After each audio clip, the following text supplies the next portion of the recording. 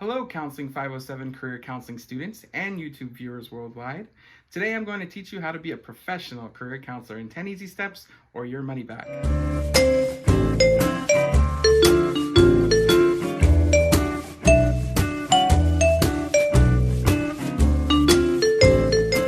First and foremost, you need to realize I just lied to you. This video is free, so there's no refunds. And obviously, there are more than 10 steps. There's approximately 117 steps, and they're not that easy. But today I'm going to give you a handful of tips. The counseling relationship is not only the foundation, but also always part of the counseling process. I need you to remember the acronym PLEASE as a way to illustrate ways of expressing mattering to your clients. I'm going to repeat that for emphasis. Please remember to please show your clients that they matter. Please, P-L-E-A-S-E, protecting, listening, inquiring, acknowledging, supporting, and exchanging. Please remember they matter. Understand that the world is changing all around us. Career counseling, at its core, addresses the interaction of work and our many other life roles. The best approach is a holistic one. Think of all the hats clients wear on a daily basis. There are several career counseling theories, including but not limited to Holland, Super, Savikas, and Crumboltz. Each theory is applicable to a wide range of scenarios and can be used to ultimately help you help the client with decision-making and career development. Career development and choice results from multiple internal and external variables. Internal variables include intelligence, needs, values, abilities, interest, ethnic, cultural background, religious commitment, and physical condition. All of these must be considered. External variables include the economy, community, your crazy family, society, peer group, labor market, and changing employment practices. Use metaphors. They help clients visualize problems using a different framework and can impact the change process in 5 ways. Establishing rapport, accessing emotion, challenging client beliefs are helpful when clients or counselors are stuck, and by introducing new ways of thinking. Examples of some career metaphors include the journey, an inheritance, personal fit, seasons or cycles, and growth. It's important that we help our clients develop an understanding of their personal skills, interests, values, and personal style to establish a career direction for themselves. Successes are helpful to review, but failures are valuable learning experiences as well. Counselors can use them to help clients recognize that there are many factors that cannot be controlled in the decisions they make.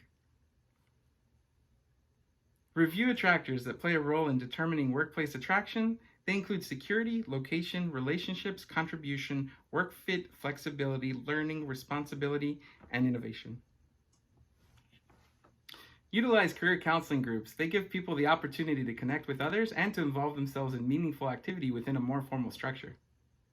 Teach your clients to highlight their transferable employability skills, which include communication skills, problem-solving skills, positive attitudes and behaviors, adaptability, leadership skills, working with others, and science, technology, and mathematical skills.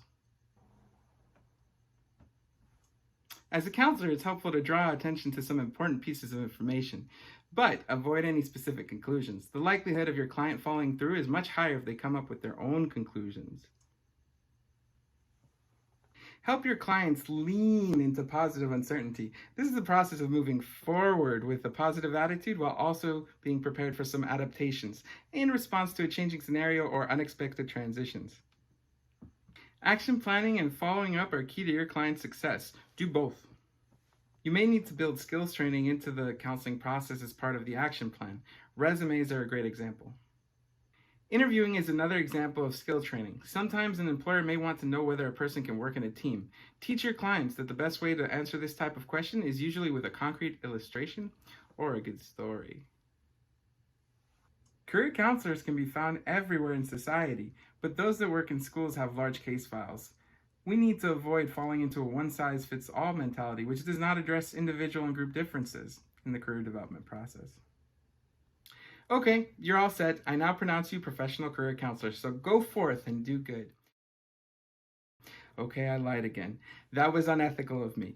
This would not be a solid tip list if I did not tell you about the National Career Development Association's ethical standards. But I'm out of time, so maybe in the next video, make sure to subscribe or just join the NCDA.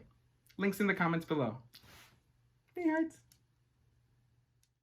This episode of Counseling with Amir is made possible by contributions from viewers like you. Thank you.